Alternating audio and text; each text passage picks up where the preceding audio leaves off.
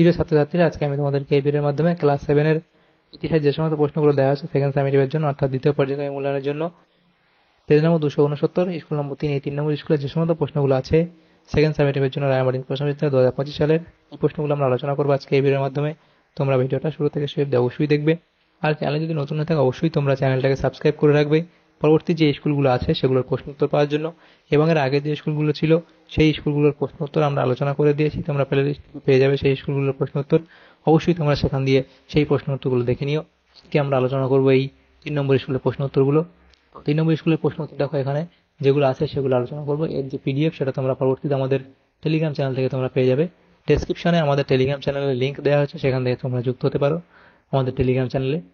একের দাগে যে প্রশ্নগুলো আছে সঠিক উত্তরটি বেছে নিয়ে লেখো। 5টা প্রশ্ন আছে, 1 নম্বর করে, এখানে 5 নম্বর দেওয়া হয়েছে। একের দাগে একের কি বলা হয়েছে? বিল গ্রামের যুদ্ধ হয়েছিল। বিল গ্রামের যুদ্ধ হয়েছিল 1540 খ্রিস্টাব্দে। দ্বিতীয় প্রশ্ন, শেরশাহ কৃষককে পাটটা দিতেন, অপশন এ। এরপরে 3 প্রশ্ন, রাজপুতদের গুরুত্বপূর্ণ দুর্গ ছিল, এটা হবে চিতোর দুর্গ, অপশন বি।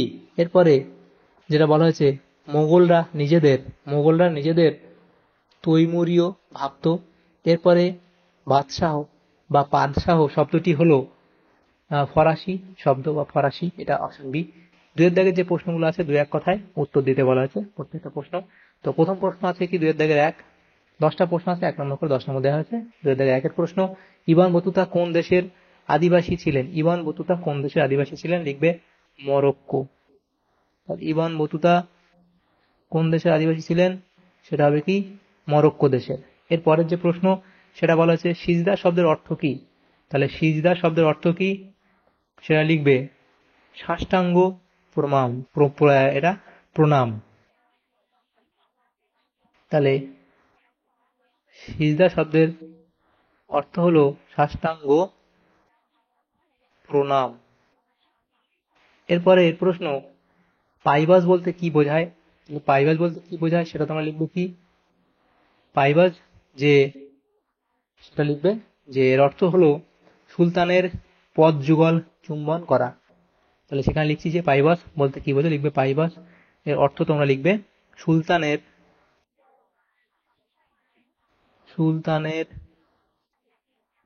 পদ যুগল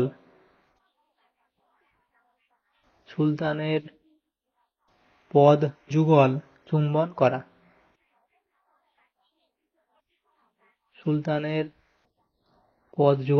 করা। এরপরে বাহমনি রাজ্যের রাজধানী কোথায় ছিল? তাহলে সেটা হবে গুলবর্গা।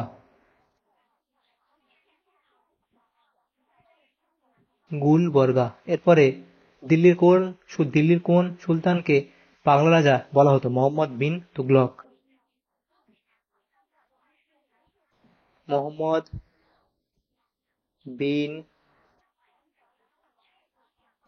তুগলক। এরপরে সৈয়দ বংশের প্রতিষ্ঠাতা কে ছিলেন?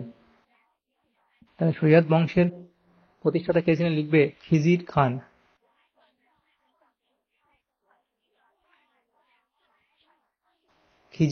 এরপরে নিকোলো কন্টি কোন দেশের পর্যটক ছিলেন? লিখবে ইটালি।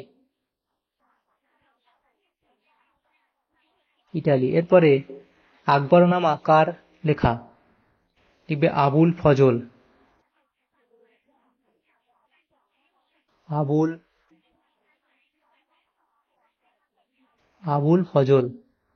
আকবরনামা কার লেখা? লিখবে আবুল ফজল। কোন সুলতান রেশন ব্যবস্থা প্রবর্তন করেন? আলাউদ্দিন খলজি।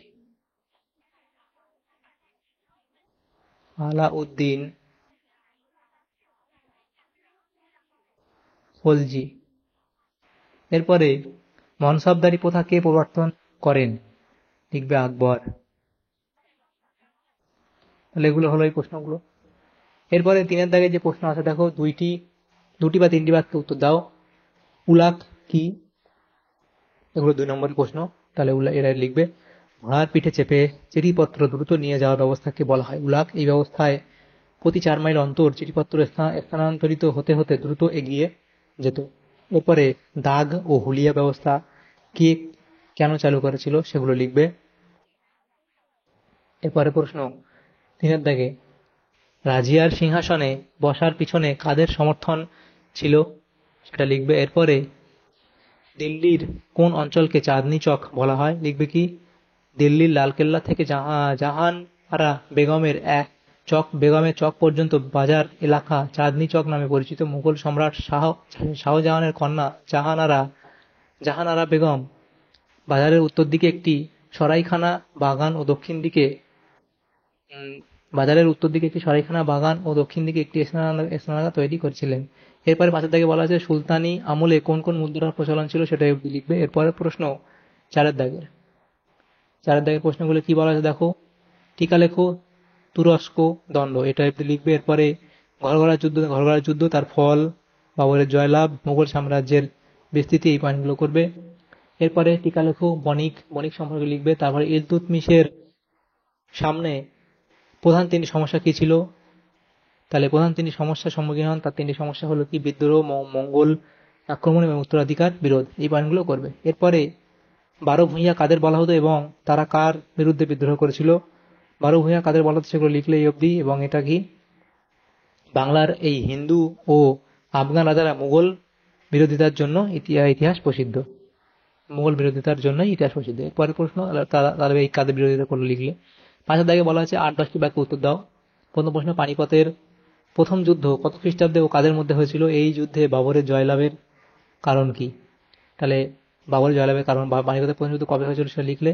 এবং বাবরের জয়লাভের কারণ বাবরের দক্ষতা, বন্দুক ও কামানের ব্যবহার, উন্নত রণকৌশল এবং অশ্বারোহী বাহিনীর দক্ষতা। এরপরে প্রশ্ন 2 দাগে বলা হয়েছে আকবরের নবরত্ন সভা ও রাজা বীরবল সম্বন্ধে আলোচনা করতে বলা হয়েছে। তাহলে আকবরের নবরত্ন সভা ও রাজা বীরবল সম্বন্ধে আলোচনা করে লিখবে। মুঘল সম্রাট আকবরের রাজসভায় বহু বিশিষ্ট পণ্ডিতের মধ্যে 9 জন বিখ্যাত পণ্ডিতকে একত্রে নবরত্ন বলা হতো। আকবরের রাজসভার পণ্ডিতগণ হলেন 1 নম্বর আবুল ফজল ঐতিহাসিক, 2 নম্বর এটা হবে ফৈজি, সেটা কবি।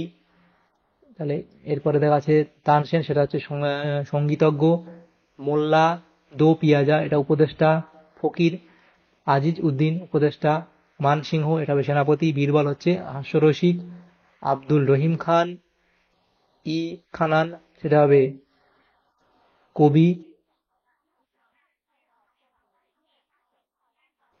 তারপর টোডরমল সেটা হলো অর্থমন্ত্রী। তাহলে এটা হলো, এবং বীরবল সম্বন্ধে আলোচনা করবে। বীরবল বলে পয়েন্ট করে লিখবে কি আকবরের রাজসভায় নবরত্ন এর মধ্যে অন্যতম ছিলেন বীরবল। তার আসল নাম ছিল মহেশ দাস। তার বুদ্ধির বলেই তিনি সম্রাটের সভায় স্থান পেয়েছিলেন। তাই বীর এবং বল শব্দগুলি দিয়ে আকবর সেই বুদ্ধির জোরকেই বোঝাতে চেয়েছেন। মধ্যপ্রদেশের এক ব্রাহ্মণ পরিবারে তিনি জন্মগ্রহণ করেছিলেন। আকবরের সময়কালে তিনি ওয়াজির-ই-আজম বা প্রধানমন্ত্রীর পদ লাভ করেন। তিনি রাজা উপাধিতেও ভূষিত হন।